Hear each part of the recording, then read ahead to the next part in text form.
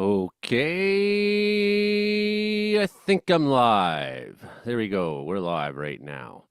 Welcome to the recording session for Comedeorological Report, the live stream here. We're going to be looking at everything going on in weather everywhere. Everywhere. If you give me a minute here, I'm alone so far. I don't have anybody else in the studio, but people will be joining me from the show. So it's always the part here where I'm trying to set up the show ahead of time, and that makes it a little bit harder to do when you're all by yourself. So if you just bear with me for a second here as I continue to do this, but we should have Brandon Hauk here soon and Frankie McDonald at the top of the hour. Pretty sure meteorologist Mark is coming in. I think we're going to see Justin from Weather Center, Manitoba, temporarily sort of jump in and give us an update. He's pretty busy tonight, but if he rushes through his things he's doing, he might be able to get us some time. So that would be really, really key because he's the guy that's been really paying attention. The Weather Center of Manitoba guys, they're the ones really paying attention to everything going on in Manitoba, much more than I am, right? So getting set up here, if you just give me another minute. I think we'll be seeing someone soon. I have radar maps. We have severe thunderstorm warning in effect still in southern British Columbia, including some watches still in effect, although the cold fronts passed through the Caribou. So things have chilled out quickly here, but we did have some fairly dramatic thunderstorms for a little bit earlier this afternoon in this area. Thunderstorms are torching off in Alberta right now, so I'm concerned about fire starts there as well. We got a new fire in the Kiskatnaw River, south of Dawson Creek as well. 1 second here, everybody. Please join us, everyone.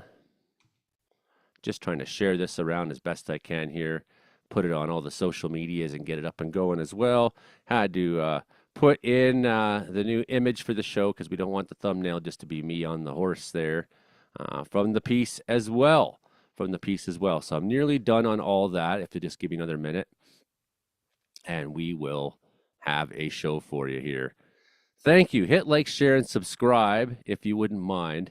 That would keep me going. You can always comment there in the chat, and we will be paying attention to it at some point, if not right away.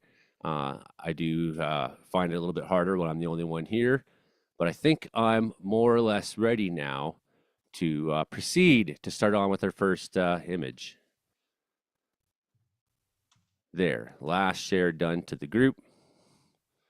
Okay, sharesies. 1 second here. Shares, he's setting it up. So first we'll start off with the Environment Canada bad news battle board, I like to call it, on my segment of my show generally. And what are we looking at right now? So thunderstorm watch in the Caribou is over. As I said, the cold front has passed through, but we still have that threat along this line. It looks like our severe thunderstorm warning has just ended. Look at that. We're closing in on it, and it's been canceled. So we will have some radar image to look at in a second there. Back to severe thunderstorm watch. Alberta under severe watches too. Heat warning still the thing until tomorrow there. That cold front is moving through up into Yellowknife. Now we got air quality statements because of fires burning in BC, fires in Alberta as well that are moving. The smoke is moving to the north. We'll be looking at smoke maps in a minute here. Air quality warnings all across Saskatchewan into Manitoba. Special weather statements. A big portion of northern Ontario now under smoke. Special weather statement for smoke as well. And then we have air quality statements now in northern Quebec and air quality statements also in Newfoundland because of a fire that's going on there. Okay, that's a lot to get through. I know, and we will get through it if you don't mind. We'll do our best here to just want to look at the alerts here. I haven't checked this out yet today. We'll see what this has for us. Okay.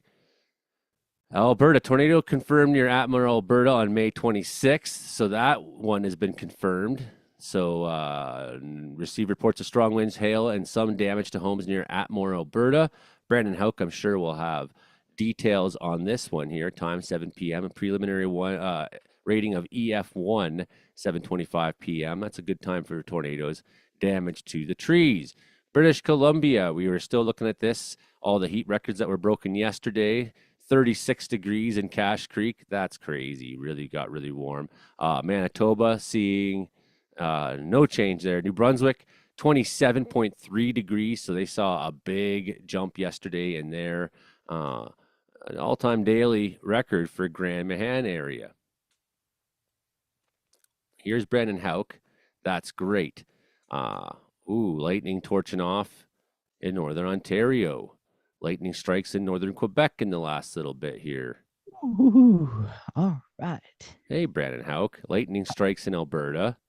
Hello. Yes. Doing some emergency carts here. Yeah, what do you got over there? So we just got a severe thunderstorm warning for the Edmonton area for destructing winds gusting as high as 120 to 130 kilometers an hour Oh with this boy. line moving in. So I just did a whole pile of carts for some stations from Edmonton, Athabasca to Camrose to Westlock. And then they did the emergency cart for the Westlock fire as well. So, Okay, let's head over to Alberta in 1 second. We'll start here with thunderstorms are still rocking in BC. I think our severe warning is probably ended now for this guy down here, but there's been some weird rotation on some of these trailing storms there. I noticed earlier today. They're the ones that are kind of out on their own. Up the Thompson River still, strong thunderstorm up there. Let's head over to Edmonton where we have Brandon's severe warning going on. oh yeah. Are So it we in the doesn't look right? like much on that radar, but as you look at the velocity, that is a very powerful wind field there. Oh, look at this. Yeah, I see. Oh yeah. Whites through Leduc. Yeah. And those are kind of ones out in front of that line of storms, I guess, right? So Yeah. they're a little more apt to get themselves moving, I guess. Oh yeah. So just double checking. So might have to hop off and do emergency carts, but that's okay. Might do Yeah, that a couple wow. times. Tracking a dangerous thunderstorm capable of producing damage and winds of over 120 kilometers an hour. They really don't say much these days, do they? Here comes meteorologist Mark Ingalls into the chat here as well. Oh yeah. Same statement up there as well on some of these ones. Yeah. Yeah, there's some weird looking stuff going on in there. Yeah. A lot of wind. That is some weird looking stuff going on in there. Oh And yeah. of course, we're concerned about fire starts in Alberta. Yeah. There's some big ones up north, aren't there? Starting to be. We'll go look at that in 1 second. I want to take one more look at this BC line before we get out of here and see what we're seeing here. Yeah, a couple of these ones I've seen, like, a little bit of greens inside the reds and stuff like that throughout the day in some of these southern cells the last little while. Is that a polygon warning? Yeah, they're doing that now. Finally. I Except heard that was announced. It's over. Expired. Yeah, it's already over. See, and they have it still drawn there for some reason. I don't know why they don't just end the drawing. Look at that. Strong thunderstorm coming over the Valhallas. That's quite the line there. It just moved. There you have a refreshed radar. So from Windlaw, you'd be hearing that thunder pretty good. Up on the Valhalla Mountains. Love that section of mountains here. Hilding's coming inboard. Hilding's coming. Look at this. Right. So, yeah, all the way up into the, what the heck is those mountains called? Monashees. Into the Monashees. The Monashees. I like it. They're all those ones to me. It was severe warning through Cherryville earlier. So the Edmonton International Airport had a wind gust of 129 kilometers an hour. Wow. Wow. Yeah. Woo. It's like almost as fast as I drive on the Coquihalla.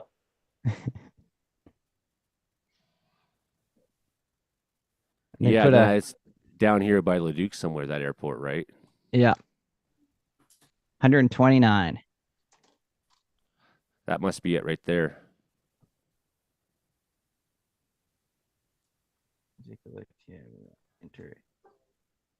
Oh, it's always great when the weather hits like an official station. Oh, yeah.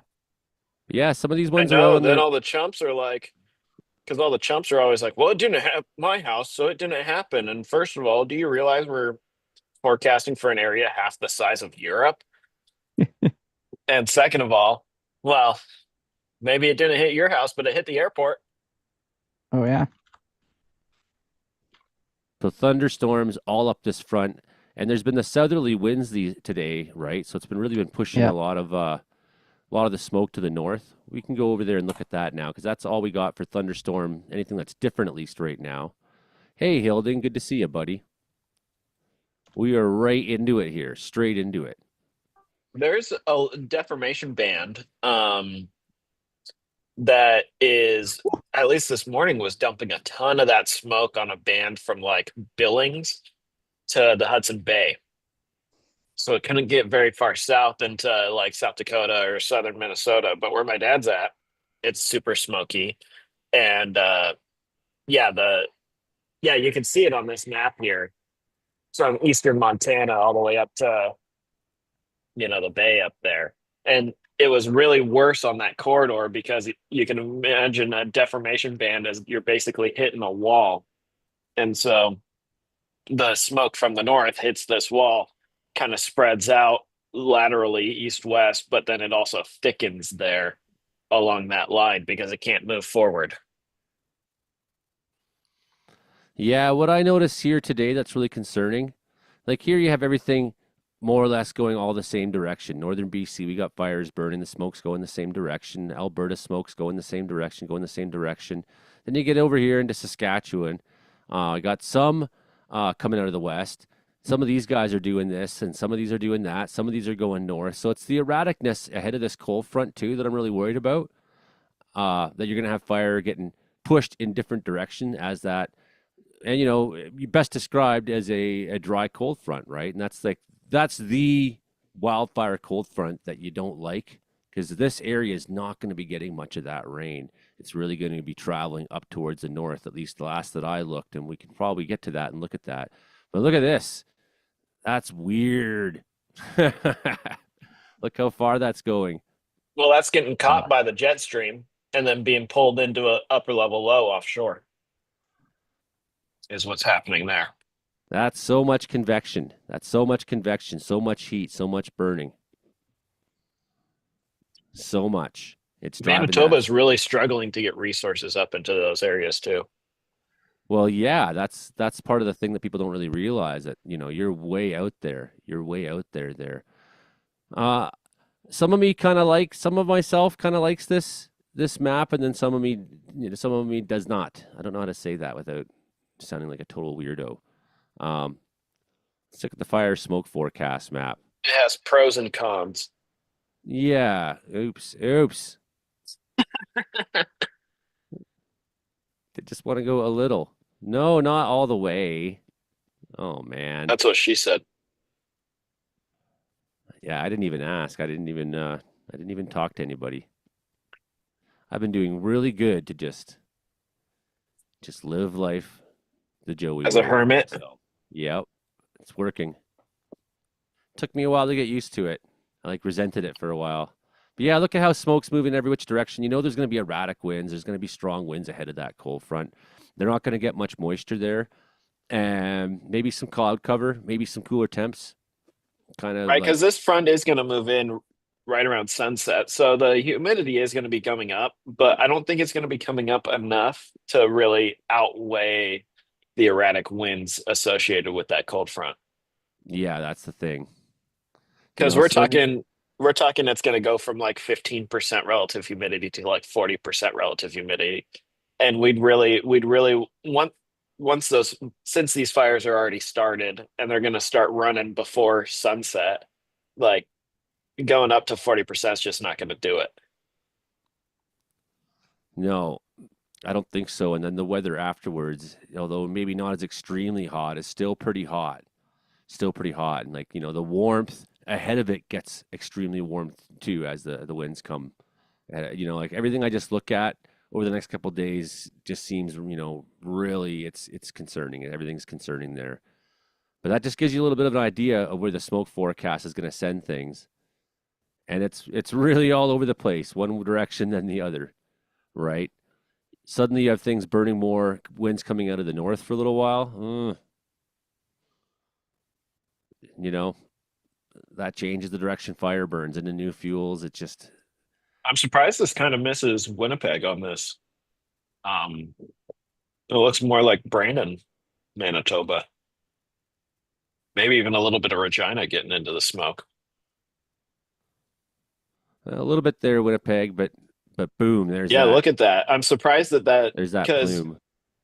when I was looking at this earlier today, I definitely thought there was more of a westerly component to the wind pattern with that cold front, but what do I know? Yeah, I mean, I thought the expectation was we'd resume to more of a westerly pattern. So yeah, I don't know. That's distressing stuff. I mean, we got some concerning days to get through, right? I think Concerning it's going to days. be a pretty rough summer.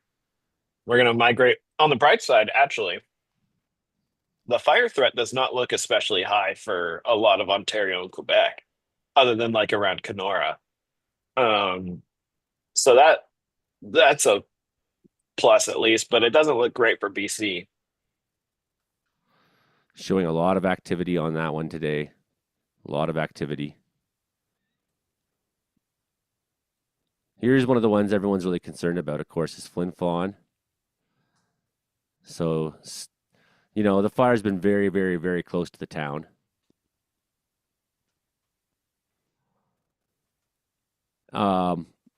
Changes in wind direction, those are concerning with that front moving through.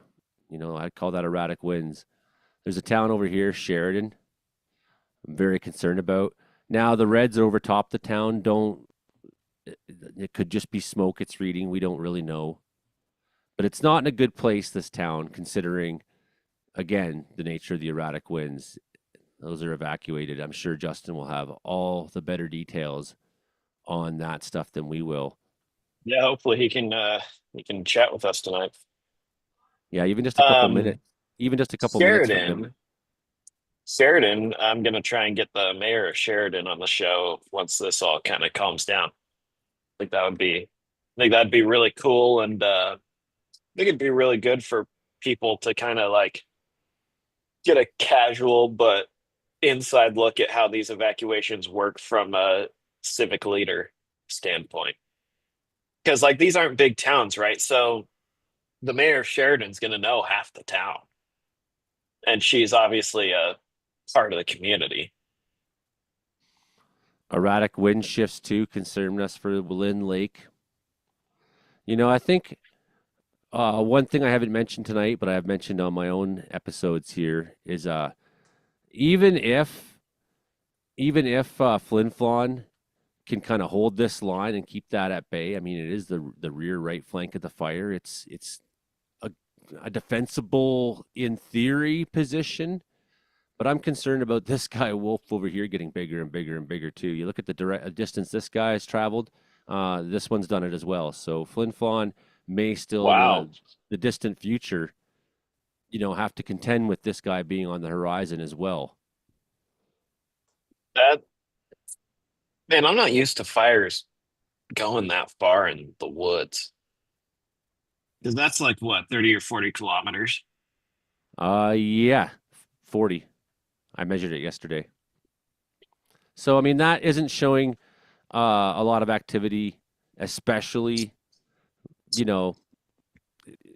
things are kind of all over the place where things are burning there. It's not like it's made any progress towards Flin Flon, but it's just that's something to be watching for, in the coming week or weeks or whatever, right?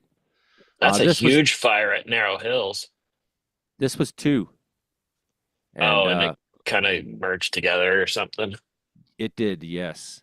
And I predicted that a number of days ago, 5 or 6 days ago, or something like that, on one of my little episodes here. And a day or 2 or 3 after it achieved that, so it's amazingly huge. This one, it's amazingly huge. I took some time and drew the lines around it to get a glimpse. Look at some of the fire activity. Look at the smoke that was chugging out of some of these guys today. That seems to have a really active head, really moving like a front. We're This looking at Jake, this smoke dealing with degrading solar energy output tomorrow in Minnesota and Wisconsin, and then next week we may see some like temperature impacts to the northeastern U.S. There's forecast to be a pretty decent heat wave for like Chicago and Pittsburgh and whatnot. But if this smoke really comes in thick, it's obviously gonna change the plan. Well, you speak to a point I made on my little short I made today, which is like uh, some of the smoke from these Saskatchewan fires. I mean, this is moving south now, this plume of smoke, but some of this smoke had really been blocking the sun on some of these guys, so they'd not been getting that solar output. Which fire really responds to, right? A couple degrees in temperature, sure, but when you get the sun on it, man, Yeah, that's true. fires wake up in that brush. Look at all the fires across Alberta now chugging today. Uh, Brandon, not weren't there some evacuations in Alberta today? Yes, we just had a new one in the last hour at Westlock after that line went through, or as that line's going through. And so we got evacuations there. Just going through my whole Alberta emergency alert stuffs here. that's somewhere northwest of Westlock Edmonton. County, and we Oh, here got it a is. couple up in Hay Lake. That's in the Dina First Nation, way up north there. We got another one there. And then another one, Yellowhead County. This is out by Piers near Edson today. MD of Opportunity. That's another one, Peerless Lake. That was issued yesterday. Loon Lake was also issued yesterday, and that's what they got so far. So quite a few of them. Us. Now we've got that cold front that's producing those damaging winds, and that's definitely going to be moving some flames around. Saw some activity in the last couple of days up here, but I think the humidity, thunderstorms that went through cooled it off. But I think we're going to see more fires come out of this, all this, right? There's a in BC. There's an evacuation order for the. Now watch as I butcher this name. Kiss. Kiskatnaw? No, come on. Let me butcher it first.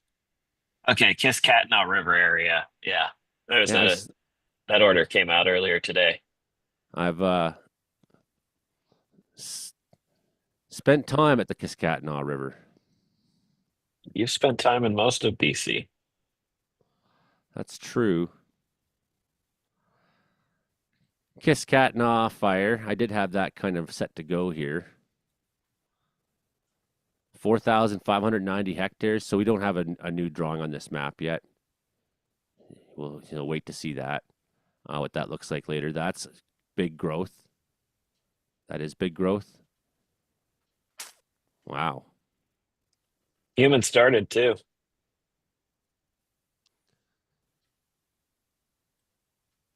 What do we have here for the evac? Notice. Nothing. Here it goes. Doesn't say much. Okay. Right.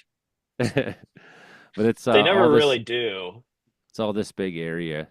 I have ways of getting more information, but I think for now this is good enough to know. Up to the Alberta border, basically, along that. And that's all south of Dawson Creek.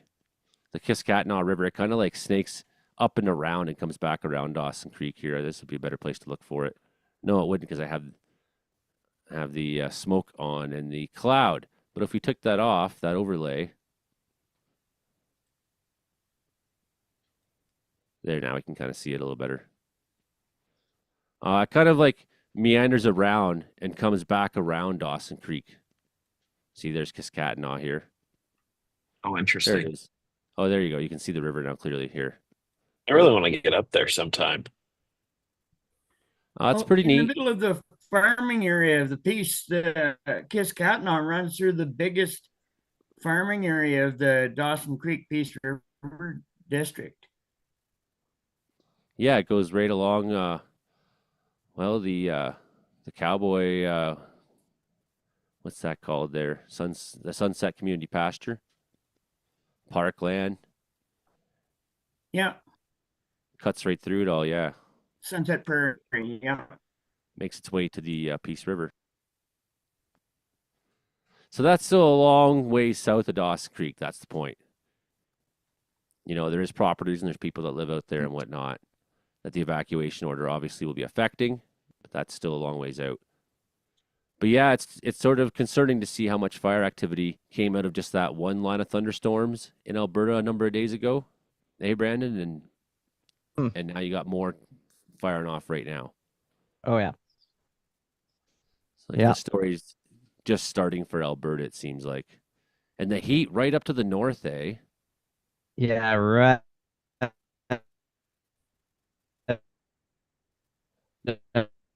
Up to right up to the northwest. It was the hot spot in all of Canada at 34. Well, then I posted that earlier at 34.7 today. Fort Chipewyan. Where was this? So it'd be Fort Chipewyan. way up in the northeastern side, right by Lake Athabasca there. That's nuts. Wait, how warm was it? 34.7 today. Oh wow, that's crazy. Yeah. That's really crazy.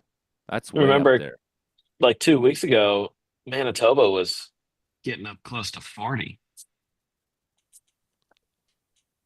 It's not going to be a good summer, folks. Starting to feel that. Starting to feel that. Oh, there's a fresh lightning strike in BC. So we still have some activity going on. Boop, boop. Out by Caslow. Oh, Wham, yeah. wham, wham. Up on Kootenay Lake there, coming over towards Kootenay Lake. Kootenay Lake. Yeah, okay, well, let's see if we go to Windy here for a minute. So one of my coworkers up in camera was like, "It's not windy here yet," and then all of a sudden I get another message 2 minutes later. I lied. Yeah.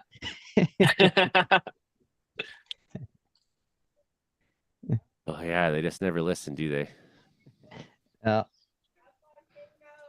See, look, in response to that cold front moving through, it does get pretty warm pretty fast in the prairie again, like straight up and then watch it take off. So, you know, we got days of burning ahead for them. But then we have this next low that's coming through, right? And this next low that's coming through, it's not delivering the rain either. And it's making for thunderstorms all over the friggin' place.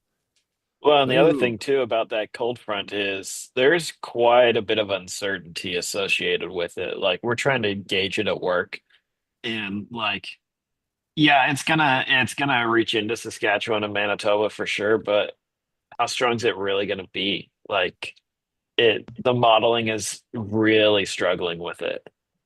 Oh, yeah. And if this, I mean, this still looks a lot like what I was seeing yesterday. And if this is sucking wind north like that, I mean, I think Leduc every- here went from 31 to 18 in half an hour. This thing. Wow. That's with the wind gusts of 130 km. So yeah, that was knocked temperature down just a bit there. Oh, right, because Leduc is where the Edmonton airport is. Yeah. Last night I was on Kingston Clump. hey, Man's yeah, here. I missed it too. I'm really sorry about that, Frankie. And Heather Wells, the host of the AC Rampage podcast, was a guest on it. Oh yeah, well that's good. Hey everybody out there, I see we got And you were really busy last night because cutting wood. well, I was all dirty and filthy, and then I just come in, and then I was like trying to do this and that, and then by the time I realized it was already after. And there's a new guy on Kingston Clump podcast, Dave Smith of Winnipeg. A new guy. Wow. Dave Smith. Dave Smith, eh? He lives in Winnipeg. I'm just going to check ahead here, make sure we got the video file ready to go. Yes. No, I do not. So I just need to set the show up here ahead of time here, but we're almost ready to go with the recording session for I'm sitting ready to go. the recording session. See, I'm watching. I'm going to do it once. There's a reason I'm doing this, though. The reason I'm doing it now. Did you press the record button yet? No, the reason I did that is I can just open the folder and it's there and it's ready to go now. So that's a little taste of what's about to happen here in just a second. I'm ready to go, Frankie. if you're You ready have to to go, I'm press the gonna record button first. put on some lip chap here. It's 6:59. Time to record the radio show. Okay, record to the cloud. It's the Comedeorological Report, everybody. I'm Joey Only, your host, and we got Frankie McDonald here and the gang. Let's get on with the show right. Well, whether it's hot, whether it's cold, whether it's hot, Frankie's got the weather we got. Wait a minute. Well, whether it's cold, whether it's hot, Frankie's got the weather or not. It's the Comedy Meteorology Report. I'm your host, Joey Only, up here in the Caribou Mountains with my team of weather specialists, meteorologists, experts, Frankie McDonald, Cowboy Hilding Donaldson. I think we're probably going to see our friend Justin from Weather Center in Manitoba at some point here tonight. He might not have much time, so we'll have to give him the floor when he shows up. So we'll wait to see if he comes. But of course, we got, as always, Brandon Houck out there in Brooks, Alberta, the radio weatherman there who's reporting on severe thunderstorms coming through Edmonton right now. We got meteorologist Mark Ingalls down there on the BC South Coast. And he's going to share with us all his wisdom from all over the place. We got Hilding Donaldson, the Cowboy, Grassy Plains, British Columbia, and Frankie McDonald, of course, the star of the show. He's going to be with us here in just a moment's time. Of course, we are broadcasting on CFUR 88.7 FM, CKUW 95.9 FM, and CFBX 92.5 FM in Prince George, Winnipeg, and Kamloops. And also, maybe you're watching us on the live stream, Joey Only, Caribou Weather Dude YouTube channel here every Thursday night at 7 p.m. We start recording the radio show. We've got so much to talk about tonight, so maybe we better get to the talking part because I guess we're a talk show more than anything. It's time to go. Are you ready, Frankie? Let's go. Frankie! Can you yodel for us?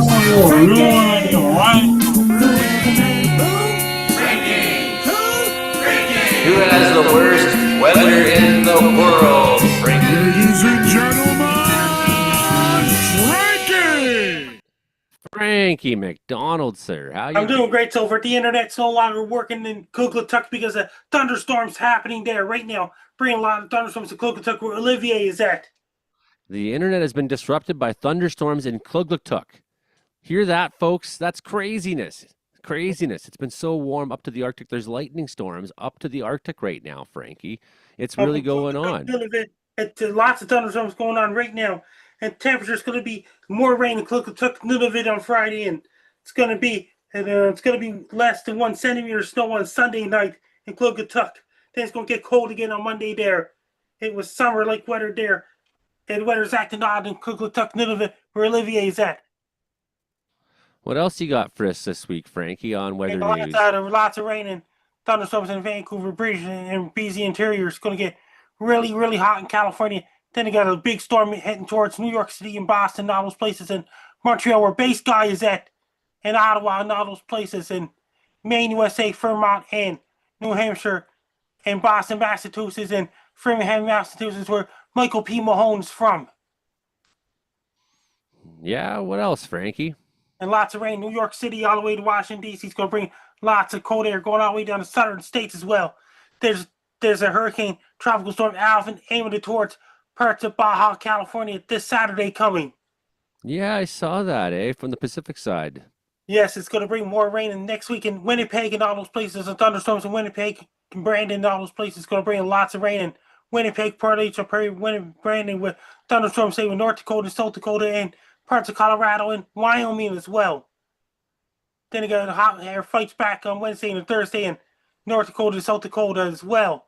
It's going to get hot as they're predicting a heat wave possible in British Columbia, including Vancouver and all those places sometime middle of June possible, but it's too far off yet. Yeah, well, that's sort of happened already here this week, so it might happen again, I figure. It had thunderstorms in Wales, British Columbia earlier. Yeah, passed through this afternoon. Then we had a heavy rainfall here. The cold front And where passed through. Trey Now the Cable sun is. is out, Frankie, That but means that somewhere in Austin, Texas, had large hail yesterday. Not where Trey Campbell lives. Another part of Austin, Texas, had so much large hail, baseball-sized hail. huge hail, eh? It's only 9.4 degrees here now, Frankie, and 7 o'clock at night. Last night at this time, it was like 27 or 26. There was huge hail in Texas.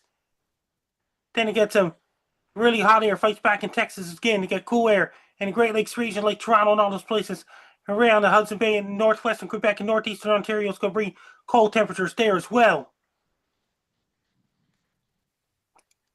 Okay, And the what weather else? all across Mexico and all those places. Lots of rain and thunderstorms in the forecast in Panama and in Mexico, southern Mexico, Guatemala, Costa Rica, El Salvador, Nigeria, and Honduras.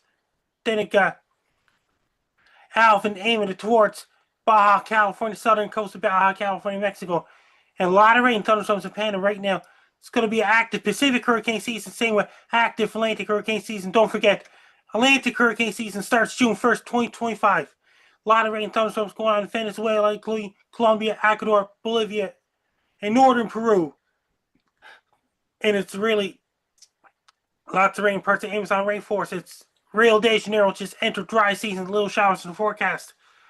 And next week it's going to bring southern Brazil is going to bring some rain in the forecast. Northern Argentina is really dry, so is northern Chile and southern Peru. And it's really dry right now. Desert, like lots of snow up in the mountains in southern Chile because their winter starts on June 20th. Lots of rain in coast areas of Chile. And they get really cold air in southern Argentina, like Falkland Islands and Usha, Argentina, Stanley Falkland Islands, and all those places. Lots of rain there. And lots of cold air there. It's really warm in Europe right now, like Spain, France, and lots of showers heading towards England and cool temperatures this Saturday, Sunday coming. Then we got more rain next week in England as well. It's going to hit parts of France next week in Germany, Denmark, Netherlands, Norway, Finland, Sweden with snow up in the mountains as well. Then it gets some snow up in the mountains in Norway, rain in the coast areas of Norway, Finland, Sweden as well. Then it gets some showers in forecast of Poland, Belarus, and some showers in Moscow. Going to bring some rain in Moscow sometime next week. And the weather all across the weather all across Japan. A lot of rain in the forecast in Japan right now. In Philippines, a lot of rain in Japan right now. It's going to hit Tokyo, Kyoto, but Sapporo, Japan's dry. Then the rain's going to hit for Sapporo, Japan next week. Lots of rain going on in southern China right now. In northern China, it's hot and it's dry right now. There's little showers in forecast. It's really humid in China right now. In Taiwan, lots of rain and thunderstorms in Taiwan. And it's getting hotter in Mongolia. They got some snow in the forecast in southern Russia. It's going to warm up real soon there. It's going to get really hot in southern Russia. In Siberia and Mongolia, it's going to get really hot there as well. There's a lot of rain and thunderstorms in the forecast in Bangladesh and Myanmar and Thailand and southern India right now. India's in the beginning of monsoon season. So much rain going on in Bangladesh and Myanmar and Vietnam, Laos and Cambodia and Thailand and all those places. Lots of rain there right now. And Indonesia's in the dry season right now. Showered lots of rain in the dry season in India right now. In Papua New Guinea. In Singapore, Malaysia, and all those places. A lot of rain in Sri Lanka right now. It's really dry in Pakistan, Afghanistan, really hot and dry in Pakistan, Afghanistan, Iran, Iraq, Syria, Saudi Arabia, United Arab Emirates, Qatar, Yemen, Oman, and all these countries as well. In Northern Africa, lots of dry air and little showers and forecast in Sahara Desert like Egypt, Libya, Algeria, Morocco. A lot of rain and thunder in Sudan. It's really dry there right now. Ethiopia is getting the rainy season, southern Ethiopia. A lot of rain and thunderstorms in Nigeria, Ghana, and all those places in the rainy season. It's really dry in Botswana and Mozambique. They're in the dry season right now. And South Africa is really dry there right now. But warm in South Africa. And Zambia and Angola is really dry right now. So it's Mozambique, Madagascar, La Reunion, and Mauritius Islands. It's warm and dry right now during the dry season. Because their rainy seasons in December, January, February, March. In Australia. In Perth, Australia, they got some showers in the forecast in Perth, Western Australia. In Queensland, Australia. In Northern New South Wales, Australia. Then they got some showers in the forecast and thunderstorms as well. In Central Australia, it's really, really, really dry. So it's Northern Australia is really dry. They got cold air aiming towards Sydney, Australia next Wednesday, possible. Over in places like in New Zealand, they got snow up in the mountains. They got cold air in New Zealand this Friday and Saturday coming up. And Christchurch, Dunedin, and Invercargill, New Zealand as well. Antarctica is darko 24 hours a day right now. Up in the Arctic is lighto 24 hours a day. Frankie McDonald, the legend, the man himself. Anybody on the panel got questions for Frankie McDonald? Yes. One of you gentlemen here, one of you, Mark? Frankie McDonald, do you guys get a lot of the smoke when there's fires further west? They had smoke in 2023, in September 2023. It had a lot of smoke in Sydney, Nova Scotia from the fires in British Columbia back then. Are you getting a lot of smoke out of the fires that are going on right now? No. Good for you. That's nice. Brandon Hauk. I'm not getting any of the smoke either. So, yeah, That's because they're downwind of you. that's right. They're Right. getting all of your body odor. Yes, they are. My body odor. So it's 32 degrees today. Okay, so Frankie, what did you have for lunch today? I had a fish for supper, haddock for supper. Nice. Nice. I love Did you get it at Popeyes? I just can't say I had a cook at home. Nice. Epic, Frankie. Hilden, you got a question for Frankie? Hilding Donaldson. All right, Hilding. Don't think anything right off.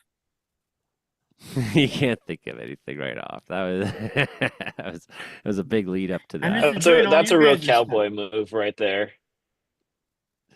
Yeah, I used to love that about my guys. Like my family are all real slow talkers. I'm not, but the rest of them are. Hey, They're all Hilding, like- I'm doing great over House of Weather Interior, British Columbia, in the grassy plains. Oh, well, we've been having gusty wind. And yesterday and today we had sunshine in the afternoons, but it's still been not any warmer than probably 25 out there. And then it feels a lot colder with the wind. Is 25 pretty warm for this time of year up there, Hilding? Yeah, I mean, yeah, anything over 25 we think is warm here. And I got something to say. So much Sahara dust coming all the way from northwest coast of Africa, traveling westward to Atlantic Ocean, heading towards Venezuela, Colombia, Mexico, Guatemala, Costa Rica, El Salvador, Niger, Panama, Honduras, and Houston, Texas, and Austin, Texas, heading towards southeastern United States. Dry, dusty air coming all the way from Africa. Mhm. all the way from Africa, Frankie. Yeah, I seen that, eh? Yeah. Well, I wonder if this character here. The Brandon Hauk Report. Oh, hi. This is the Brandon Hauk Report. Brought to you by Smoking good barbecue. Woo! Can tell us anything about anything. Brandon Hauk, the Brandon Hauk Report. Smoking good barbecue. That's right. We got 1 month until I judge the smoking good barbecue. 1 month away. Oh So- man. We're looking forward to it. By the way, I'm wearing the same shirt as that video right now too. So almost like that video was taken today. It's pretty Justin's awesome. coming in right now. Okay. Well, I'll let Justin- him jump on if you want. Yeah, we may have He's to busy. find out if Justin. Hey, Justin, do you have a moment? Yeah, can you hear me? That's okay. I'm here for the rest of the show, so just keep going what you're doing. Oh, Okay. excellent. Good, we got you. All right. This is great Awesome. news. We're going to have lots of Manitoba updates for you tonight. Justin Ortel from the Weather Center of Manitoba is in the house. Okay, Brandon Hauk. Yes. So I was just watching videos of trampolines flying and watching saw some damage right there not too long ago as well. Some roof damage. We have a destructive thunderstorm, which is I wouldn't probably wouldn't call it a thunderstorm, but it's a gust front from that was a thunderstorm not too long ago. And it's producing wind gusts of 120 to 130 kilometers an hour, trucking its way to the east. So I had to jump on some radio stations and give some radio broadcasts because I'm not influenced by this storm. So yeah, I get to take care of everything. I'm on like standby, whatever. So if this thing moves off to the east, I'm going to have to jump on more radio stations the next hour. So it's moving it east at about 60 kilometers an hour, and it's packing a punch. No doubt about that. And my messages are just keep dinging and dinging and dinging. And when the weather is active, you keep getting the dinging, dinging, dinging messages. That means there's some active weather nearby. No doubt about that. Okay. I'll also touch base on the storms we had earlier this week, because we're going to be we've had quite an active week here in Alberta on the storm front of things. So earlier this week on Monday night, we had another threat of severe weather. Now, this one wasn't as strong as winds as what we're dealing with at this hour as of 8:15 p.m. Mountain Daylight Time on the 29th of May here. So back on Monday, we had these thunderstorms rolling up from the south. And I'd say one thunderstorm missed me to the west of me here, and it was rumbling away. You can hear thunder and see a few flashes of lightning, so it wasn't too strong. And then the secondary thunderstorm rolled on in from the south, and it also missed me off to this time to the east. And then the next one rolled in right behind that one, and that one hit dead on. That was a direct hit with fairly intense wind. And we also had a pretty good downpour with that one as well back on Monday. And then the third one rolled up, and it missed me just to the east as well, but it still got a good lightning show out of it too. So about 4 thunderstorms rolled in back on Monday. And then last Friday we had thunder. Yeah, I'm going backwards here in time. Last Friday I had another thunderstorm, and had a bit of a shelf cloud, a bit of hail in that one. Torrential downpour, 15 millimeters in half an hour in the city of Brooks there. So quite an active week on the weather front of things here in southern portions of Alberta. Now, well, you had a confirmed tornado as well. Yes, and Monday we had two confirmed tornadoes actually on Monday. Oh, just issued just about 2 hours ago, and here we go. So they happened in the community of Atmore and Avenir. So they just Northern Tornadoes Project did a ground survey there on May 26th there. So that is just to the northeast of Edmonton. There's damage to structures, including a house as well back on Monday. And they were both rated EF1 on the enhanced Fujita scale there. So we had 2 tornadoes just to the outskirts, pretty much between Athabasca and Lac La Biche there earlier this week. So yeah, it's been a very active week. And then plus we've got the wildfires that have really launched up across northern portions of Alberta. We have a significant wildfire that has really taken off in the last hour near Westlock. I believe the one provincial park area just outside in Westlock County has been evacuated at this time. So they're dealing with that. And plus you had the winds gusting 120 kilometers an hour at the same time. So we'll continue to keep an eye on that fire in the next hour or so. Also another fire near Pierce that got going earlier today, also with the strong winds and the thunderstorms as they really got that fire going. And that evacuation alert, those people are being asked to go to Edson, and that is off in the far western side of the province there. And then we had a few more fires up in the far northern part of the province, just outside of, kind of just south of High Level there. And then we're also continuing to keep an eye on the fires that are going on in the Peerless Lake, the Trout Lake areas. Those are some major fires that are continuing to burn there, up in Fort Chippewan Lake as well.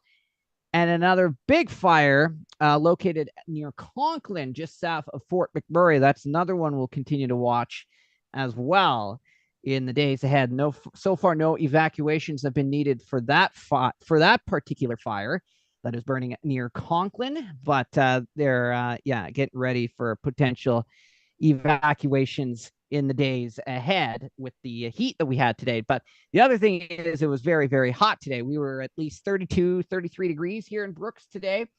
And up into the far northern part of the province, Fort Chippewan, the area just outside of Lake Athabasca, was the hot spot in Canada today at 34.7 degrees. So it was brutally hot today across the province. And now we've got the very sharp cold front that's moving its way through and that's allowing for temperatures to go down. Actually, in the Edmonton International Airport, with that line of severe weather and damaging winds, they recorded a wind gust of 130 kilometers an hour in the last hour at the Edmonton International Airport. And I had a report come in, somebody sitting on the airplane there, and it's bouncing around pretty good. I don't think any flights are going to be going anywhere anytime soon at the airport until this wind settles down.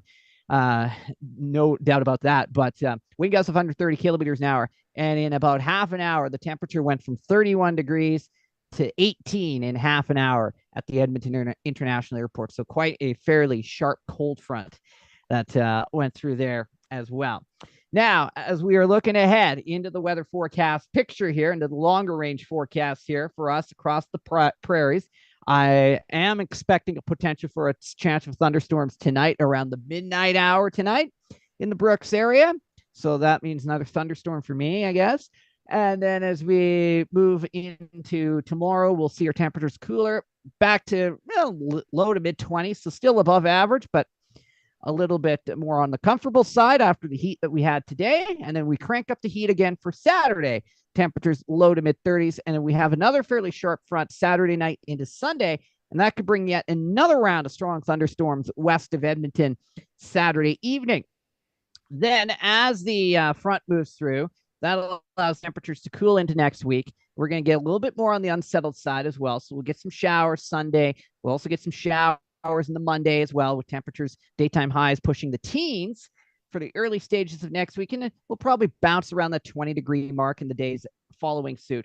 And then the other thing we'll have to watch is the smoke from those fires up in northern Alberta. As we get more into the northwesterly flow, that may get dragged down from the north to the south into the early stages of next week there. So there's that. Then I'm going to switch gears here, talk about another exciting thing that happened this week as well, because we had the Fred Page Cup back on Sunday. Brooks Bandits won that one cleanly, I guess. Yes, it was a good game. It was a good series against Chilliwack Chiefs, and we had the parade yesterday with the Chiefs, or not yesterday, the day before. Chiefs and Bandit, or Chiefs weren't there. No, they were not there. They didn't show up to the parade, but the Bandits were there, and they were making a lot of noise downtown Brooks, and big fun celebration. Whole community coming out, having a grand old time back on Tuesday night for the celebration, and then I got to hoist the Fred Page Cup this week. So that was one of the most exciting things. I don't have much for news stories this week, actually. Pretty dim on that side of things. So that will do it for this week's edition of the Brandon Houck Report. Hey, Brandon Houck. Houck Report. If you don't have a story, I actually have one that you might be interested in, and we'll toss it into your segment. Are you ready for this? Oh, sure. In Portland, Oregon, I just saw this from Oregon Public Broadcasting in Portland, Oregon. Along the Columbia River, there are two geese, and this is the most Portland headline. It says, an unusual pairing of geese draws a gaggle of Portland area birders. Ooh. And so what's happened is a Canada goose is mating with a greater white-fronted goose.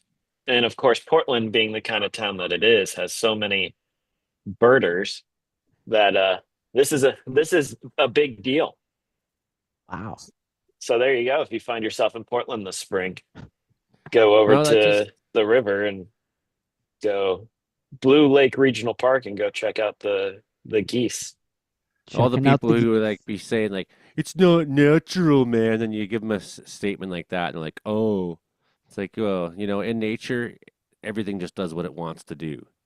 Stop making rules. Stop making rules on people's lives. Should we talk to Justin here for a little bit? I think we want to spend most of the show talking to Justin before we come to you, Mark. So let's get a start with you, Justin. Sort of set up what we're going to have tonight to talk about.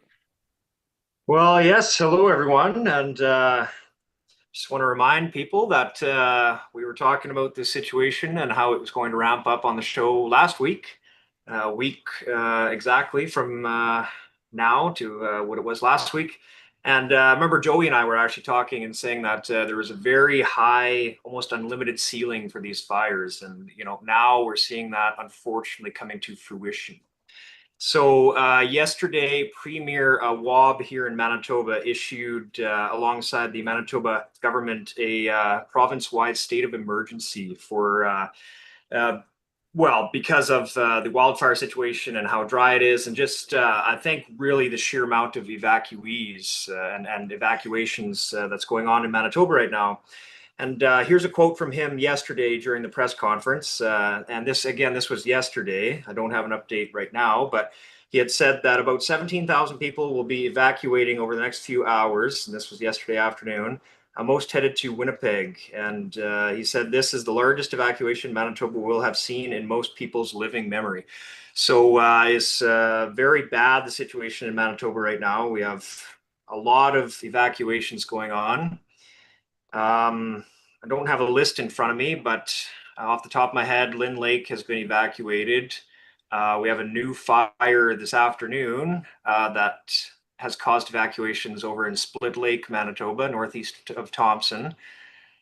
And then we also have evacuations further southwest. We have Flin Flon that's been evacuated, and that's probably the largest evacuation there, 6,000 residents evacuating mainly to Winnipeg, Manitoba. They've made their way down Highway 10. Thankfully, I heard that went fairly well. And we also have Sheridan, Manitoba, that has been evacuated. But there is some sad news there. I've been in contact with the mayor and the deputy mayor of Sheridan, Manitoba. And they have told me that they really have not received much help from the province or the federal government yet. Really, the only thing that has kind of been not allowing the fire to enter Sheridan itself has been locals, about 20 members of the local town of Sheridan helping to try and keep the area watered and try and keep the fire line away from Sheridan. So that is sad to know. Hopefully they will send some more resources there, but we know part of the problem you have in Manitoba is that there's so much activity where you put resources, but it's hard to get resources up there. It's hard to give them get camps set up. It's hard to get food up there to feed your soldiers, your wildland firefighters. So you get these, we've had these problems in northern BC, right? Where to set up the resources it takes to fight these fires. I mean, you're out there, it's a long ways out there, and you have these massive fires where putting 20 bodies on it's not going to, unfortunately, necessarily change the outcome. Yeah, and I do think most resources have went to Flin Flon, and for good reason. That is where the highest density of population is right now. Lynn Lake has also had a lot of resources up there, and because the town of Sheridan itself, I think there's about 80 members in Sheridan, so it makes sense that you kind of have to triage those resources. And another fire that sorry, my son there in the background. Another fire that is problematic and that has caused evacuations is the Cross Lake, Manitoba fire. They're just north of the lakes. And yesterday there was quite a scene when the evacuation notice went out. There were cars lined up for kilometers and kilometers because from Cross Lake to Norway House, where these evacuees are going, they have to use a ferry. And so there were probably hundreds of vehicles lined up, and it takes the ferry about 4 to 5 minutes per vehicle to transport them across this waterway. So you can only imagine, if you do the math, that takes a long time. And in fact, I'm not sure, haven't had a recent update, but they may still be doing those evacuations. Justin, there. Can I stop you for a second? Yeah. Is this a single car ferry? I do think it is. I don't have confirmation on that though. Yeah, because a lot of the river ferries can take a couple of cars, but if this is a single car ferry and you're trying to evacuate even a small town, that's going to take forever.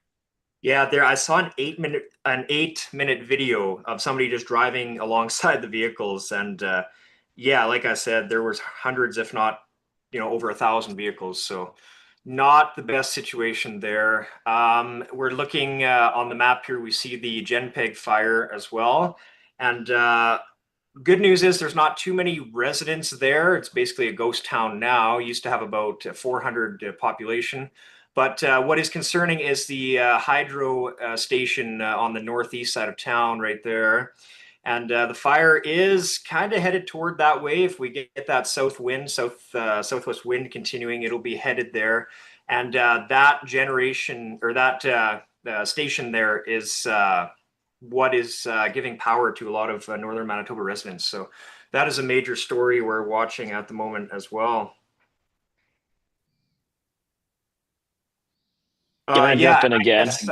Yeah, you can hop in for a second. Yeah. Sorry, talking about the hydro dam. So regular listeners know I'm in the energy industry. And so I just want to say, like, that dam isn't going to really take a lot of damage from a fire, but your problem is going to be taking out transmission lines, right? And so it doesn't matter how much water you're flowing through the dam to generate power if you lose the transmission lines to send it anywhere. And typically what they'll do during a wildfire is they'll preemptively shut down the transmission lines. And that makes it so that there's not, like, if something collapses abruptly and unexpectedly, that can cause entire systems to go down. And so they do that preemptively. And so what'll happen is there's enough power. Manitoba's tied into the Eastern Interconnection, and it's a net exporter actually, but it can pull in all the power that they need from the US Midwest. It's just a question of at what cost, right? And so is there lines that go up to these places? Yeah. Beyond here too, there but will you be. also have the infrastructure as well, right? Buildings and the Right. people that have to be there to run the station as well. Yeah. Right. So I would expect that, like, a lot of northern Manitoba south of this probably wouldn't lose power, losing that generation. But north of there, that's probably the only line that goes could to be. communities that are to the north of there. So like this, I just want to make sure that people realize that we're not framing this as this dam's going to go out and Manitoba is really going to struggle as a whole. Right. But that region specifically could see power loss but then since it had mostly damaged the transmission, that if they put the resources to it, can be rebuilt fairly quickly. And I do want to mention that the power is actually out currently in Split Lake due to the fire that really got going there a few hours ago. And another update in terms of the Split Lake fire. Or I guess Rachel says they preemptively shut it off. So, but they're another not story with the transmission lines. The fire was very close to the lines, but they're not expecting They're not expecting power to be back in Split Lake for at least a couple days until this fire can get can get kind of away from the town a little bit. But I don't know if that's even going to happen. Split Lake could be without power for a while. But Highway 280 going through Split Lake up to Gillam and then down to Thompson, that major thoroughfare, that entire stretch of highway is closed right now. But there are evacuees, I think, traveling from Split Lake up to Gillam. Young children and elderly are utilizing that stretch of highway currently. So that's an update in terms of Split Lake that I had. There was two Hopefully fires the young there today, children was are there? driving themselves. One that was at the dump and then they got that, then something else broke out. Like, is that? Yeah, that is what we are hearing at this moment. Yeah. Yeah, that's craziness. Craziness. So Yeah. Split Lake, that's not in a good place, whenever you have a fire southwest of town. That's generally the direction I think is the worst direction to have a fire, if you're gonna like roll the dice. Most of the times you prefer it to be on this side of you. Although on the prairie, shifting winds are more of a thing, Right. Certainly, and that's what that, two frontal systems moving through now. I'm concerned about shifting winds over the next bunch of days. And we pushing did things. have. Oh, sorry. I was just going to hop in here that we had a concerning update from the chief of Cross Lake, and he had put out a very urgent call about 4 to 5 hours ago, an open letter to the Minister for Indigenous Services Canada. Cross Lake had a medical crisis. they had a serious situation in Cross Lake. Their nursing station was shut down, and the nurses were pulled, leaving people completely abandoned without medical service. Dr. Muller stayed behind, but he has no nurses to assist him. They had pregnant women who have nowhere to go, and we're setting up a makeshift clinic. This was 4 hours ago in one of the center offices in Cross Lake to help if anyone is urgently needing to deliver their baby or treat wounds or just to give care to residents there. So I don't have an update on that, but that is scary in Cross Lake. My God, that's nuts. Yeah. Justin, can you talk a little bit about the wildfires that broke out a couple of weeks ago between Winnipeg and Kenora? How's that going? Yeah, so we do have a lot of people kind of wondering about those. I really think they have started to take kind of a new run, a new growth over the last couple of days.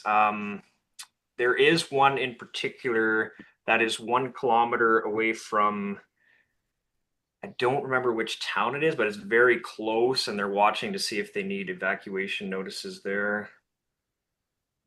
Let me just find the fire bulletin for the day, and then I'll come back to that. Yeah, okay, that's great reporting, man. That's so much. That's so much. Well said. Well done. Yes, Good I will report. touch on. Rachel reminded me up across northwestern Manitoba, the First Nation of Puckatawagan has also been evacuated, and that fire is looking very angry. And we did have a message from someone, I think, who lives there or is friends with someone there, and they said that it was getting really bad through the late afternoon hours. That helicopters have had to come to medevac people from Puckatawagan. So that doesn't sound good. Yeah, it looks like the fire is right on their access road, right? Yeah, and it was so explosive that I think some of the firefighters actually too had to back off the fire line. So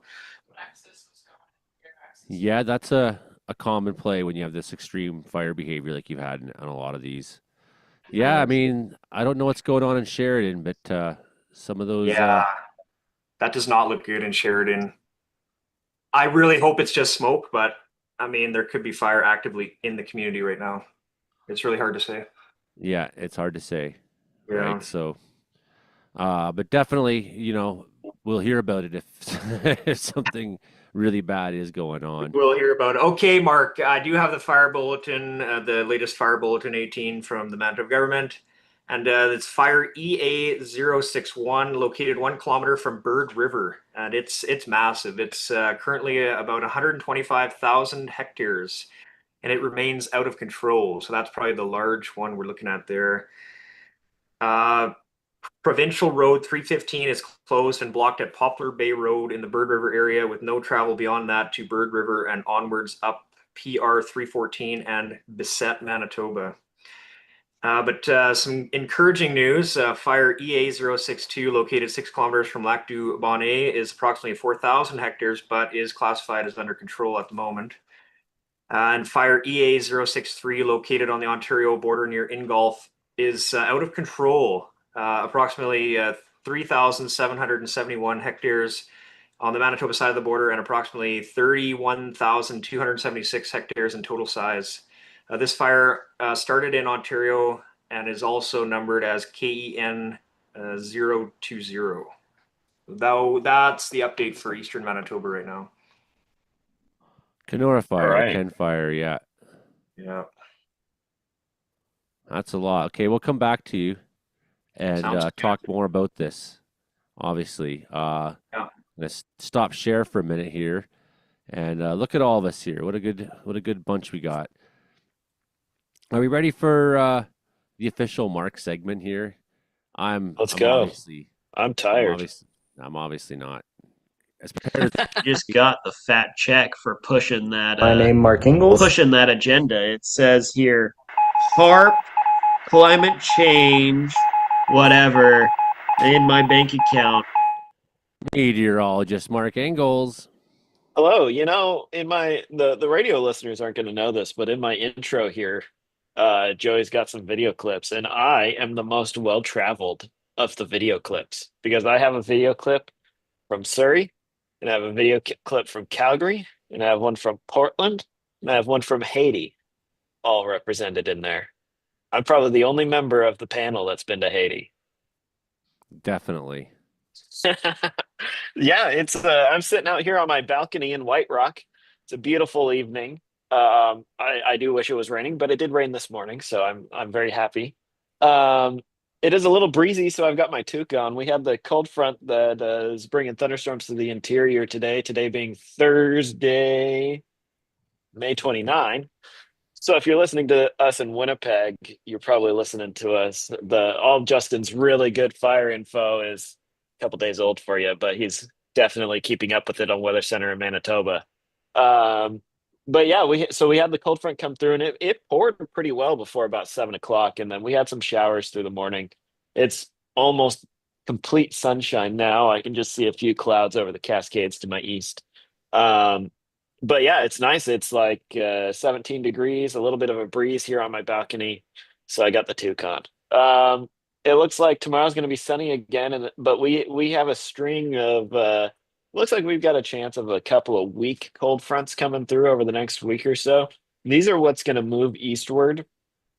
These broader regional systems are going to move eastward to bring the chaotic weather to the prairies, like we've been talking about the whole evening. So what we're looking at is these weak cold fronts as they cross the prairies. They don't have a lot of moisture with them, and so we get these good thunderstorms in the BC interior and into Alberta. But as it moves further east, we lose the lift that the mountains provide. Um, it gets dried out, and so there's not a lot of rain associated with them. And so as we're looking ahead for the next week or so, we're looking at two or three probably pretty erratic wind events for Saskatchewan and Manitoba.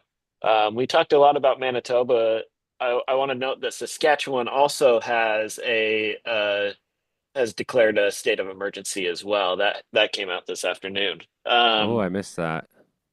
It came out just before the show. So yeah, we're gonna get these erratic winds associated with these weak cold fronts, and then it warms right back up afterwards. The cold air behind these cold fronts doesn't look like it lasts very long. And what we're dealing with in the modeling is there's quite a bit of uncertainty, especially beyond like Tuesday, on how strong these cold fronts are going to be.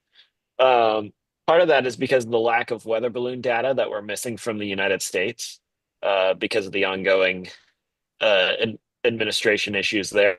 Part of that is the model. Well, a lot of it comes from that, and then what we're looking at specifically is how influential high pressure located over the southeastern United States is going to be. So if it's really quite strong, then that's going to impede a lot of that activity from making it across, especially the southern parts of the prairies.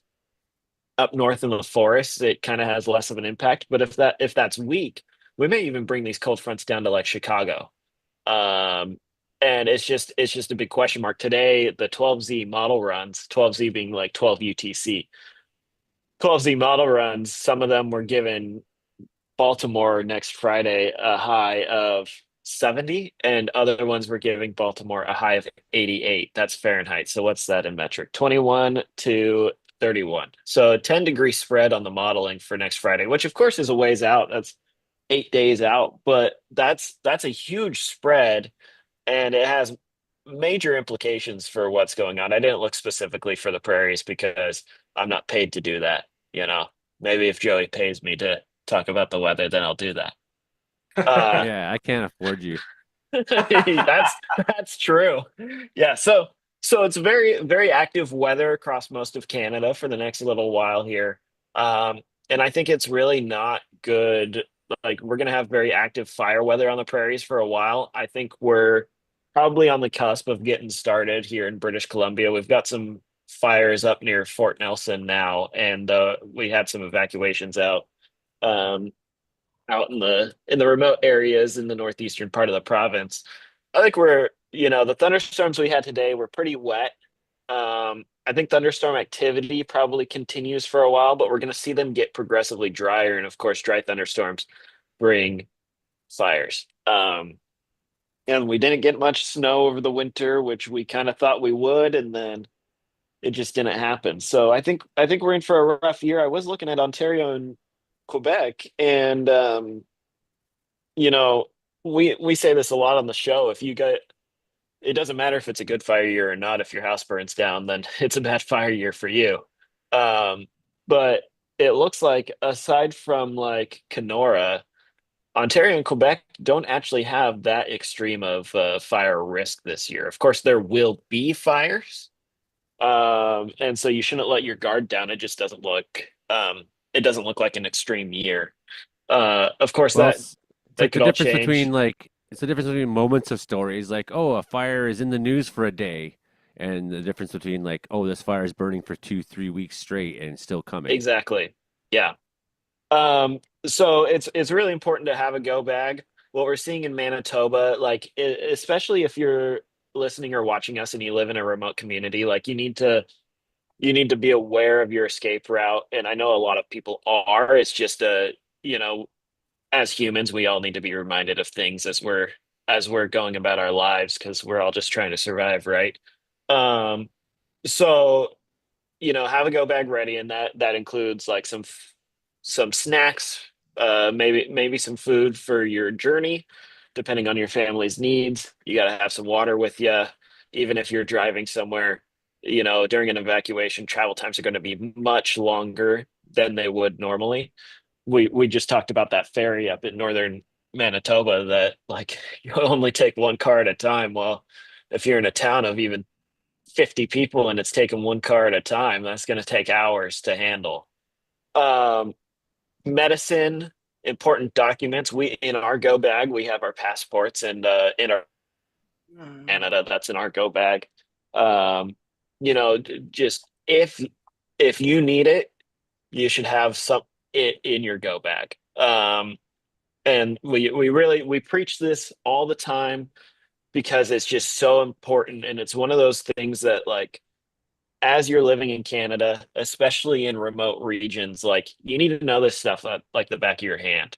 Not because it's going to happen to you today, but because if it does happen to you, it's going to happen fast and you're not going to expect it ahead of time. Preparation ahead of time saves lives. And now's the time to be prepared for whatever might happen. We had last year, we had that landslide on the Chilcotin River, and there were evacuations downstream from there. I live in the middle of White Rock. There's not a significant wildfire risk here any time of year, just because we're surrounded, like around us is the floodplain on the Campbell River, and um the um the Serpentine River, I think it is. And that's all farmland, and it's all built up city beyond that. And so we don't have a very high fire risk here, but like fire alarm went off in our building a couple of weeks ago, and it was dumping rain, and we didn't have our go bag ready, so we kind of hastily tossed stuff together and went outside. And the reason why our passports and visas are in there now is because we didn't think to do that until we were already outside, and we're watching the fire truck pull up, and we're like, well, too late for that. Thankfully nothing happened, but you just never know. You should be ready to leave. Also, like, the stuff that my grandpa told me growing up: have at least a half a tank of gas in your vehicle. Just stuff like that. Keep it in the back of your mind as we head into fire season. Big fire season. I think we're obviously seeing it in Manitoba and Saskatchewan now, and a little bit in Alberta, but I think prairies and Western Canada we're in for it this year. Talking about 34 degrees up, almost to Northwest Territories today, and it's not even June yet. Like this is crazy stuff. So that's my preaching to you today. And with that, I'm going to go to bed. It's a pleasure, as always, to be with you all on your radios or on your YouTubes or on Thank your you. Spotifys or Amazons or Apples or Castboxes. Right. You can find the show on all those places, everybody, by the way. You can find past episodes as well. So yeah, here's like the concern is as you look through the next bunch of days, and over through the weekend, no rain And look at the temperatures right now still, well, 45 minutes ago in Saskatchewan, like fire weather into the evening. You know, no appreciable rain coming over the next bunch of days. Go a little further out. Now the models, of course, aren't very accurate, but it's like the last place to get rain. That quadrant, you know, that dry quadrant. It's really, really hanging out there. We look. I mean, you can't look into models that far ahead and really tell anything at all. And I sent you a video this week about the Sahara dust storm. I just sent you a clip of video. Oh man, I should have been more on top of it, Frankie. I'm really sorry. I probably didn't download that one. Do you have it right handy? Can you share it? I can share it.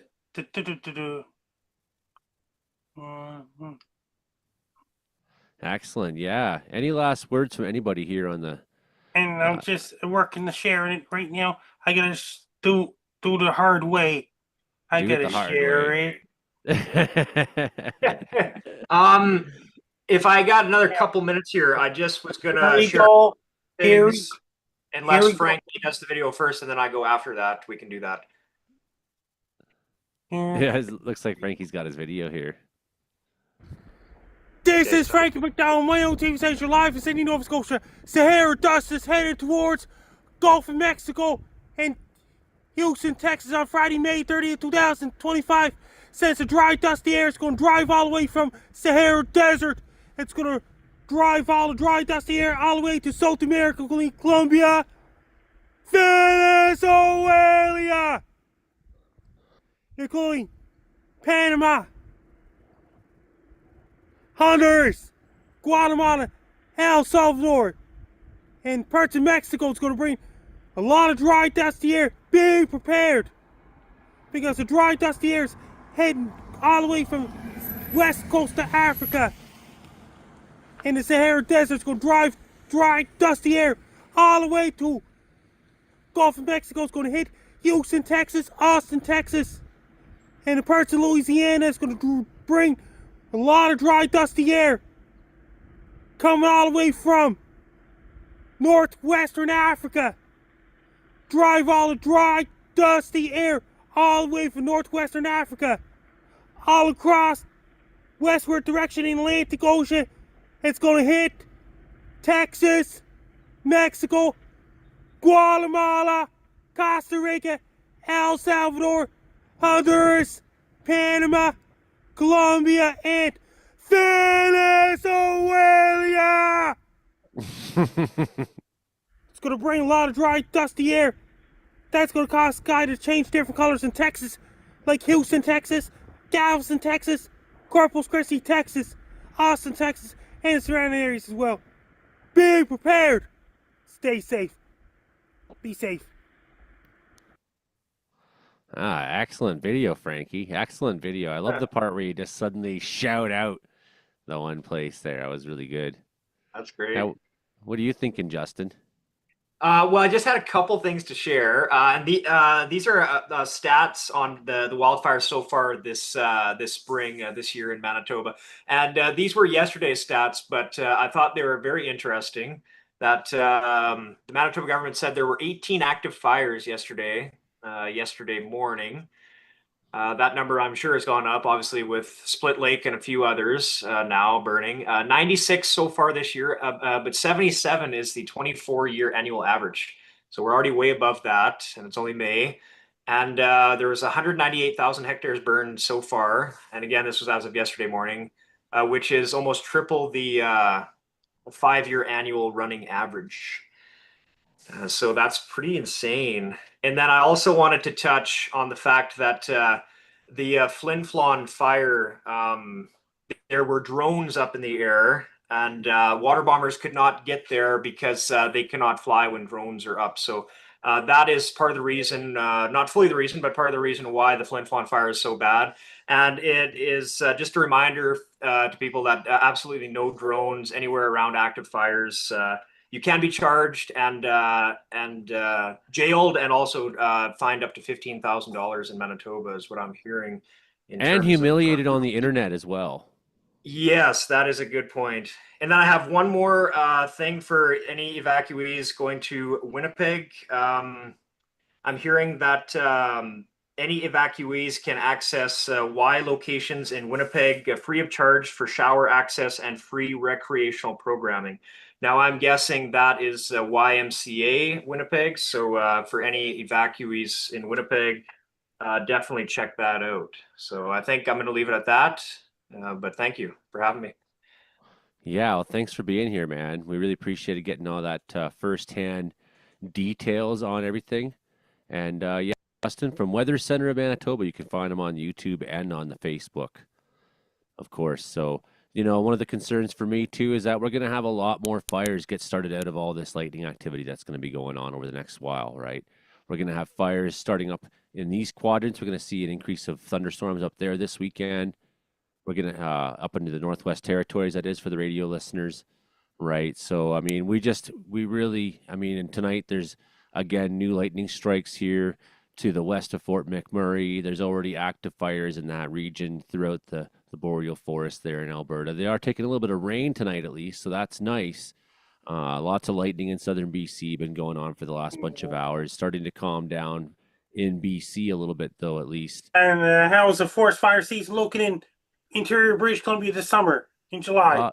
So far, I don't have an opinion yet still for the interior BC. I mean, look, it's going to get hot this weekend in southern interior, but not so for the caribou, right? So I'm on the fence of, we're taking some rain right now. It's like things are kind of, average, normal or whatever right now. It's not, nothing really crazy is going on in terms of, we had a couple days of really warm, and then a return to like this sort of miserable pattern here, at least in the caribou. It's cold right now. What is it? It's 7 Celsius right now. Last night at this time it was I don't know, 1,000,000. It was so hot. And I'm sharing the screen to see the June 12th, but it's too far off yet. I just sharing the screen and investigating the weather. There's going to be really hot air sometime next Wednesday and Thursday in British Columbia, including Vancouver and Victoria. It is possible we could see, this be a pattern of lows coming through, drawing up big heat. So I don't have like the usual outlook every year where I just feel confident of what July and August might be. Then it got a really hot air in Vancouver, Victoria. It's going to really warm air going out with Yukon Territory on June 12th possible. It's really bad for the Northeast. It's really bad for the boreal forest in general. What has Brandon got? So yeah, we just had final report from that wind gust out of Edmonton International Airport, and it was at 129 kilometers an hour, and it was the strongest wind gusts in 60 years at the Edmonton International Airport. The second strongest all-time wind gusts on record at the Edmonton International Airport, and the strongest May wind gusts on record at the Edmonton International Airport tonight. Crazy. Frankie, how can people find you on the internet? If you want to follow me on social media, my blue sky's at Frankie MacD, my ex-forming Twitter's at Frankie MacD, my Linktree is Frankie MacDonald, my Facebook is Frankie MacDonald, and my Linktree is Frankie MacDonald, my Instagram is Frankie MacD94, my Threads is Frankie MacD94, my TikTok is FrankDo94, my Clapper is FrankDo94, my Twitch is FrankDo94, my Snapchat is Frankie MEC1, my YouTube channel Stocks Wolves, and my link is Frank McDonald. Best luck to you. I'm Frank Doe. You're listening to Comedeorological Weather Report every Thursday nights at 7 p.m. Pacific, 11 p.m. Atlantic. That's Frankie McDonald. I'm Joey Only, and that's the show, Frankie. That's the show. That's the show. That's the show, everybody. Stay safe. Okay, that's the show, Brandon. He's supposed to say something, Brandon. That's the show. That's not the show. No, I got a storm coming. Let's go. Brian, Storm Hogger at it again. Oh, Frankie's already gone. Frankie's already gone. Because you said that's the show. I remember you saying that last week. Oh, once you say that's the show, man. Yeah. It's only 9:58. We're gone 2 minutes early. Yeah. Yeah, well, I started like before the, and to get her like, we want 58 minutes for the radio stations ideally, and sometimes I give them like 59, 50. Right. Oh, something is going off over there. That's Blitzer tongue is going off here. I gotta There's lightning. Sorry about yeah, it's because I zoomed way out, so it's like the whole world just going off. Like, yeah. I was wondering what that was. The whole world. There's really bad storm right now. No, it's on planet Earth. Every day is a storm. The whole Earth is a storm. The day after tomorrow. Yeah, that's what's going on there. What's the news on this one then? Still going? It says severe thunderstorm warning, but like, is there any lightning even happening there now? Those don't look like very No, cohesive. it's lightning. It's cells. all wind. All wind. Yeah, and It's even moving at 60 clicks an hour. yeah, even it's not the juice when we first started watching, man. There was some real white colors in there. Yeah.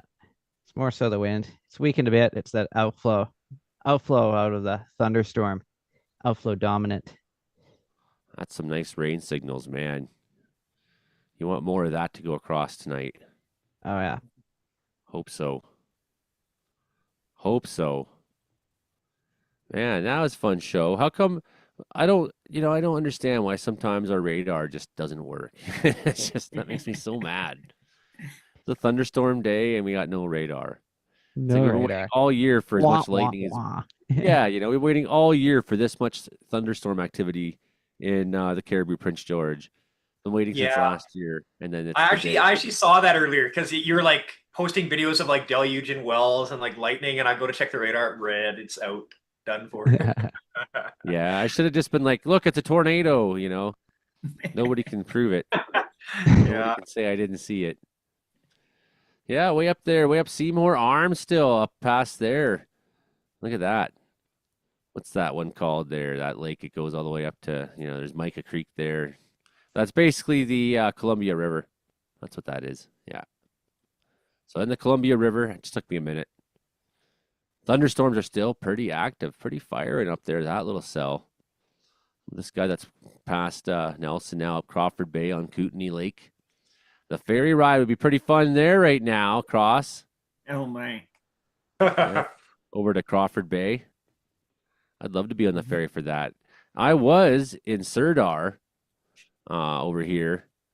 Our band used to play a couple shows that they had like a roadside hotel that was favorable to motorbikers and things like that. So they liked our outlaw band because we'd come and just say whatever and get real drunk and play all night long. They loved us, right? So played in Sirdar a bunch of times there. Really good shows. People came from all over. And I remember before we played, looking out and over to the basically the Kootenai Pass here. It's some pretty big mountains there. And just looking across and seeing this like purple thunderstorm, just lightning strikes hitting the mountains. It was awesome. So beautiful. And now the sky's like that purple. It's like the sun's going down, but there's a thunderstorm, so everything's got that purplish color. So I heard, Joey, that there's some firefighters from BC coming to Manitoba right now.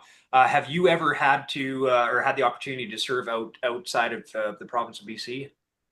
Not officially, but sort of. Like up here, there was a fire by Goodlow back in 2023, and it went into the Alberta side. It actually started in Alberta, so as Alberta, but there was all these really big fires taking off at that time.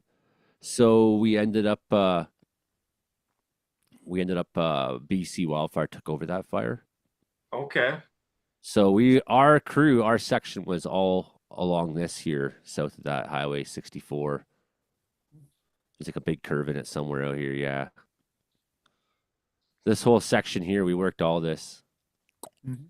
So we were on the Alberta side, and we were certified on the spot as Alberta wildland firefighters. Like our tickets were made good. And then we were joking because they were like looking to pay contract wildland firefighters like $40 an hour because fires were just torching off over there. And we're like, sweet, we got our Alberta certs. Let's get out of here. Keep on driving, Let's go to where the money is. There's like in the distance, you can see these columns that were just like, boof, Wow. So somewhere out to Grand Prairie or something like that. I forget. There was like a big one down by Edson or something at that time. I forget. Yeah. Some pretty major fires in the Alberta side. We were just joking. Just joking, of course.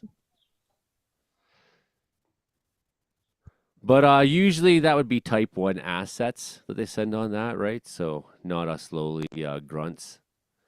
They send their specialists. They send, and especially if they send guys with leadership so that they can take over segments or sections of the fire or be strike team leaders. Maybe they can lead crews of contract crews or lesser crews or whatever, type 2 and type 3 crews. So it's a big part of that too is sending good assets, sending people who are specialists, sending Right. people, air traffic control, sending people who can be leadership on fire, sending crews that are specialized crews sometimes too. And then sometimes just straight up boots on the ground as well, right? Right. Yeah, because there's a lot of firefighters from southern Manitoba making their way up to northern Manitoba. Actually, Brandon is sending some up to Lynn Lake, I think it is, to try and save the properties up there. So that's kind of neat. Structural protection units is what those are, I'm supposing. Yeah, from the SPUs. Okay, from Brandon. Yeah, they're headed up there. I think a group of 6 or 12, something like that. Just a small group, but Like, is it attached to your city fire department? it is. Yeah, Yeah, so that would be structural protection units. Brandon Fire Department. Yeah, cool. I wonder, there was some fire activity over in Newfoundland we never talked about. But I'm not seeing anything really showing up here. What's this? No activity really in the last 24 hours. I guess that Churchill fire was really torching off a day or two ago, though. What was that? Churchill Bay or whatever that place is called? Churchill Falls? I don't know what happened with that. I need to get the cheesies here. It's at that time of night. Having some spaghetti, my supper. It's at that time of night where I got to put the cheesies in the oven here, and I see we only got 10 watching, so maybe it's time to kill the show. What do you guys think? Maybe, man. I'm tired. It's been so busy with keeping up on the fires, and I think it's just going to get even more busy. Yeah. Yeah, there's days of things to be talking about. Hey, Mike, I see Mike's in there in the chat there. Hey, Shelly. Hey, Helen.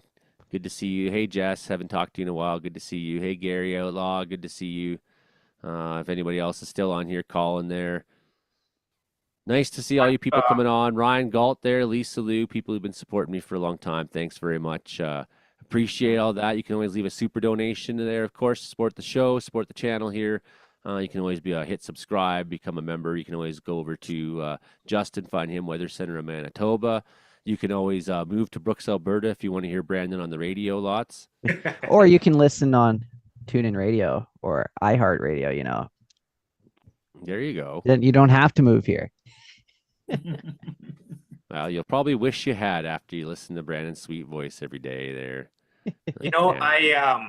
I just have so many mixed feelings in terms of last week when we were on the show talking about the high ceiling for these fires. Like we called it, we knew it was going to happen, but obviously it's not something you want to see happen. But I'm proud of us for being able to see that and call that out.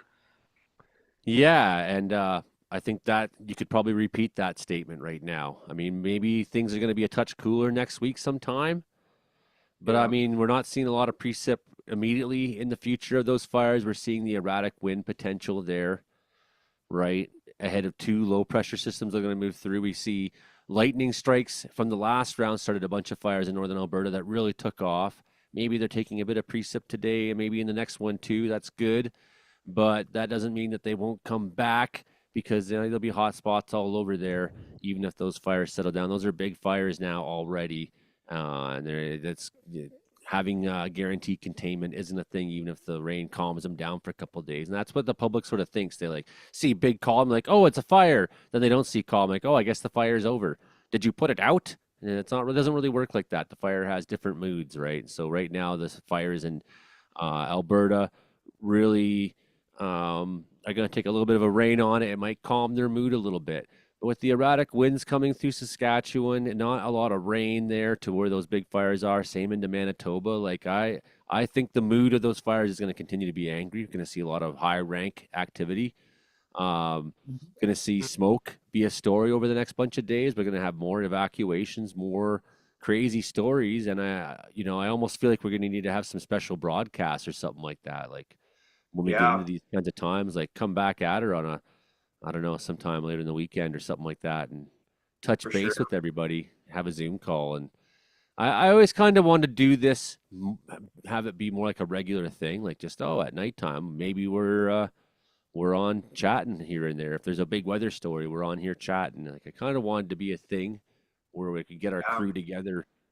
But it's just like it's easier said than done, even for me, right? Right. So, Yeah, because like you said, some of the stories, like that Cross Lake story, oh my gosh, of the chief of Cross Lake having to issue that stark, call for help, like in terms of like not having any medical care for the residents. Like that's absolutely terrifying.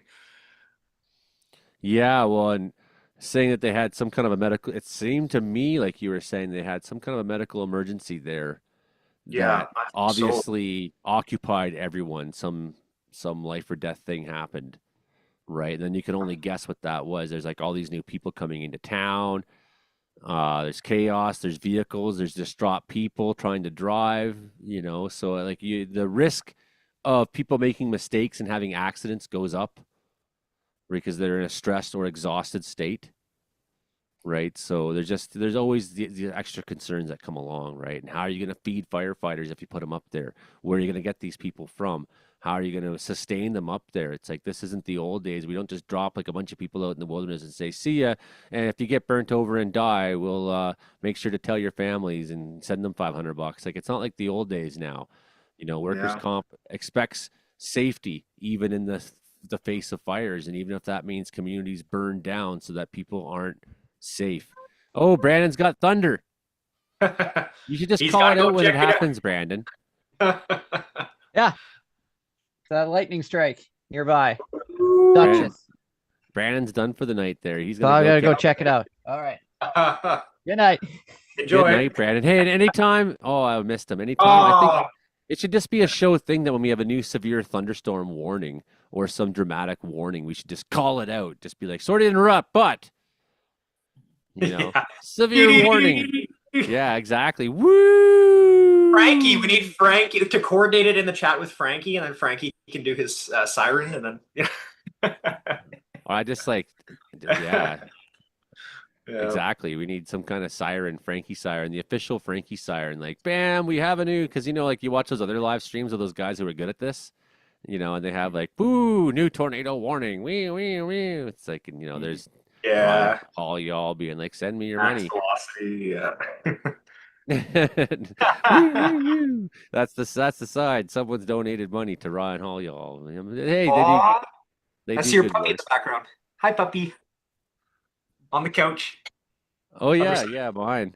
Yeah, the neighbors have a really cute puppy right now, and it like came out and tried to like play fetch with the other dogs yesterday. It was unbelievably ridiculously cute. Oh man, yeah, look at before we go,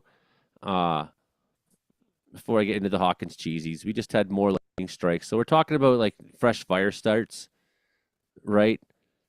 Fresh lightning strikes into the BC mountains still. I mean, there's more rain with the BC storms, so that's good. I'm pretty sure. It's not near as dire situation in BC. But of course, we can have fresh lightning. These forests are much more prime. The fire danger has been much more extreme.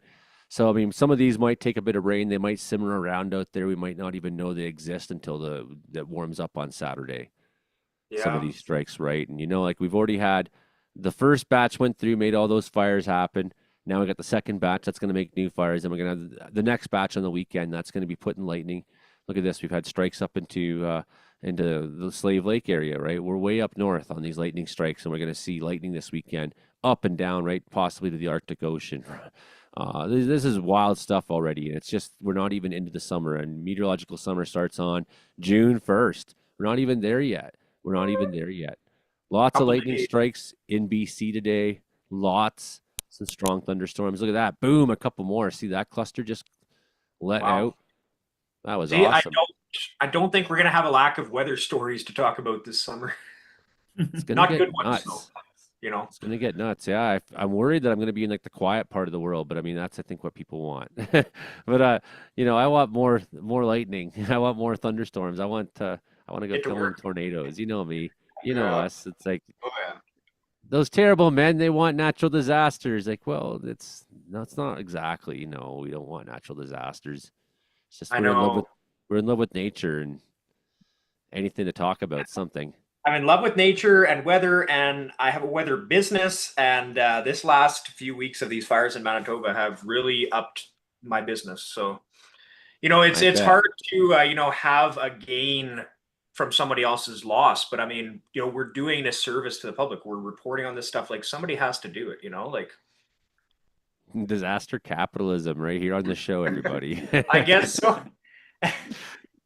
But I mean, there's a lot of time and effort involved in, gathering all this information, making sure it's not misinformation, vetting it. It's a lot of hours, a lot of stress on your eyes and your body just sitting in front of a screen. I feel like I'm aging just sitting in front of the screen this last week or two. So it's nice to get a little bit of monetization back for the efforts. Yeah, the ad revenue and the donations and things, and it's like, man, I've spent thousands of dollars to build this, and a lot of that's been people putting in. Like I've had to buy 2 computers in the time that I've been doing this, interior weather watchers, right? People have bought me phones. Derek sent me a drone that I haven't powered up in a little while, but I've been thinking about. There's been just so much that's been put into, plus all the subscriptions I have to all the different sites. Radar Scope, that's an expensive app to have on your computer. It's not so much on your phone, but Yeah, when it's you a lot want of money. when you want the desktop versions. And there's more apps I'd like to have, and then we have like Helen bought me the Kestrel a couple weeks back, so it's like that thing. If I tried to buy that on my own, that's hundreds and hundreds of dollars. So it's just there's so much effort financially. Look at that, 4 new shots, bam, bam, bam, bam. Wow. Out in the approaching Kimberley still. Yeah, we all Down do a really Columbia's. great job. I'm really appreciative of everyone and all the information that we're trying to put out there. So, yeah, hopefully people watching are too. And not just the help we get financially from people, but the help we get information-wise too. Yeah, right? that's true. I get so much information thrown at me sometimes when things are serious. Yeah, it's still going on. Lightning strikes. Close enough that my phone's dinging from them. A couple 100 kilometers from Wells, but yes, I suppose I should. Have to check that satellite tomorrow morning if it's clear, and see what's going on there. Yeah. Well, if the down weather, some of these might simmer around for a while, but it's going to get warm again this weekend in southern BC. It's going to get warm almost immediately. Not so for the caribou, but yeah, that's not a good area. Like that's all dense forest. Like those fires are going to go off. You might see some fires wake up there. Yeah. Yeah. Even a lightning strike near Waldo. I found Waldo. Where's Waldo? There he is. Yeah. There's Waldo. Yeah, get myself into the Hawkins cheesies here, and oh man, I can't wait. Yeah. All right. Well, thanks again, everybody. Mike's trying to enter the room, and I'm trying to close the show. Oh my gosh. Yeah, I think that's it tonight. Maybe next week.